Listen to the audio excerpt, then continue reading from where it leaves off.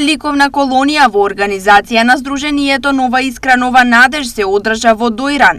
На колонијата учество зедоа повеќе центри за лица со попречености, а првото место му припадна на штипјанецот Сашко Китанов.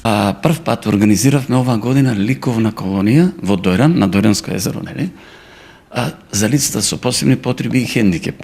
За моја среќа, дојдоа од повеќе дневни центри, дојдоа од заводот од Банско, заводот во Демиркапија, али беше едно прекрасно момче од Штип, што беше освои прво место со неговата мајка. Ликовната колонија се организираше прв пат, но Сдруженијето организираат и други настани, наменети за лицата со попречености. Веќе 2 години на Дојранско езеро нашето здружение организира риболовни надпревари пак за таа категорија на лица. Што ми е целта?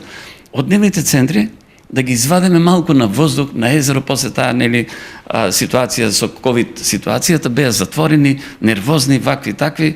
Јас знам, бидејќи имам братче со посебни потреби, така да организиравме риболовен надпревар и прошлата година и минатата година. За среќа имаше голем интерес. Од Сдруженијето имаат и проект покрај Дојранското езеро, кој е наменет за лицата со попречености. Јас имам проект за Дојранско езеро.